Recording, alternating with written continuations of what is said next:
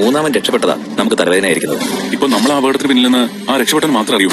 അറിയാ കഥ ആഘോഷമാക്കി മേഘനാഥൻ.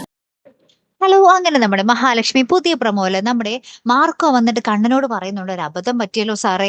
ആ കൊക്കയിലേക്ക് പോയ 3 പേരിൽ 2 പേര് അപ്പൊ തന്നെ മരിച്ചു, പക്ഷെ ഒരാൾ ജീവനോടെ എങ്ങോട്ടൊക്കെയോ രക്ഷപ്പെട്ടു പോയിട്ടുണ്ട് എന്ന് പറയാണ്. അപ്പൊ കണ്ണൻ പറയുന്നുണ്ട്, ഓ, നമ്മളാണ് ഇവരുടെ 2 പേരുടെയും മരണത്തിന് പിന്നിലെന്ന് ആ ഒരാൾക്ക് മാത്രമല്ലേ അറിയാൻ പാടുള്ളൂ എന്നിങ്ങനെ പറയാട്ടോ. അവരിങ്ങനെ അപ്പം ഭയങ്കര ചർച്ചയിൽ നിൽക്കുവാണേ. അപ്പുറത്തപ്പം നമ്മുടെ പ്രതാപനും മേഘനാഥനും ഭയങ്കര ആഘോഷമാണ്. 2 പേര് മരിച്ചു എന്നുള്ള ഒരു വാർത്ത കേൾക്കുന്നുണ്ടല്ലോ. അത് കണ്ണനും മാർക്കോയാണെന്ന് ഇവർ ഉറപ്പിച്ചു കഴിഞ്ഞു. അപ്പൊ നമ്മുടെ മാർക്കോയാണെങ്കിൽ ഈ കൊലപ്പെട്ട ആളുടെ ഒരു ഫോൺ എടുത്തിട്ട് ഈ സൗണ്ട് മാറ്റി നമ്മുടെ മേഘനാഥനോട് ഇങ്ങനെ വിളിച്ചു പറയുന്നുണ്ട്, ആ കണ്ണനും മാർക്കോയും ആണ് സാറേ തീർന്നത്, ആ സാഗർ ഭയങ്കര സീരിയസ് ആയിട്ട് അവിടെ ഹോസ്പിറ്റലിൽ കിടപ്പുണ്ട് എന്നിങ്ങനെ സൗണ്ട് മാറ്റി നമ്മുടെ മാർക്കോ മേഘനാഥനോട് പറയുന്നുണ്ടേ. അപ്പൊ മേഘനാഥൻ പിന്നെ വേറെന്ത് വേണം, ഇത് അപ്പൊ തന്നെ പ്രതാപനെയൊക്കെ അറിയിച്ച് ആഘോഷം തുടങ്ങി കഴിഞ്ഞു.